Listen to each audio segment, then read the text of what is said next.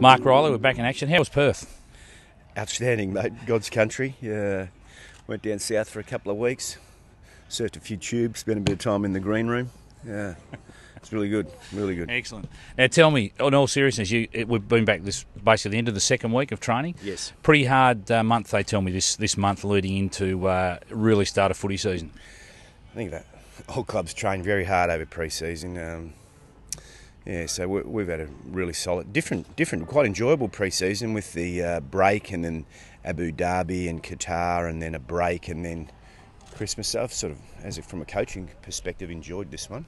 Yep. Much different than any other I've done, and I think, proof of the pudding will be in the eating, but we've got a very fit group, got a very professional group, so I think they'd be very fit no matter what program we undertook. And speaking of fitness, there's a few guys coming back who've had post-season operations. Most of them seem to be back out in the track now, and all the focus is always going to be on Chris Jarrod when he's back. We've heard about that, but there's another group of guys that are pretty all back into it now.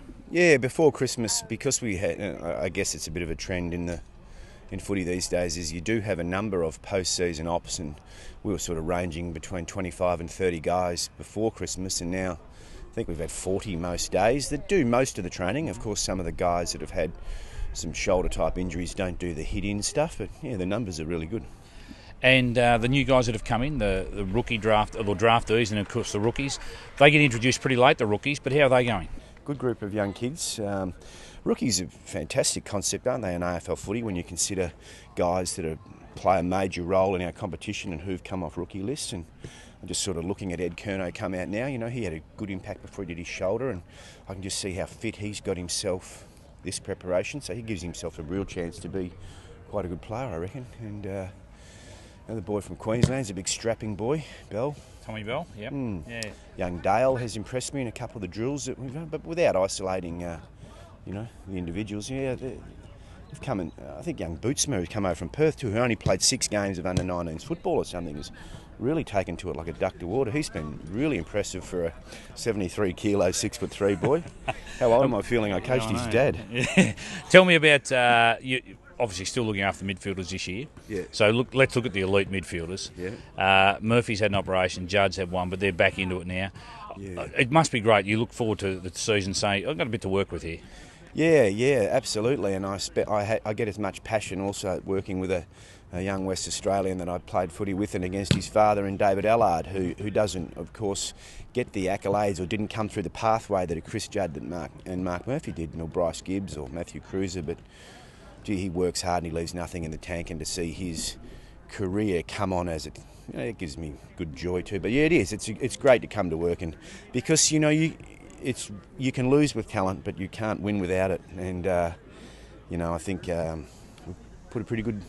Hughesy's put a pretty good list together here, and we're starting to get some depth. And Cruiser's moving better than he did last year, and Bryce is probably in the best physical condition that I've seen him since I've been here. So Chris Yarran, another early draft choice. So, look, it's early doors, and if you're not going well in February, it's going to be a long year. Well, they say go for a look. Just on Gibbsy, Juddy's come out, I think, yesterday and said that he's one to really keep an eye on this year. Is that sort of the view around the club, that he's really on the verge of something? Well, if that's what the skipper says, then that's what goes. But Bryce, we sort of looked at Murph in the last 2 years. You know, Judd came in, he sets a very good example. He was elite before he came here, and those young midfielders have followed in the examples that he set.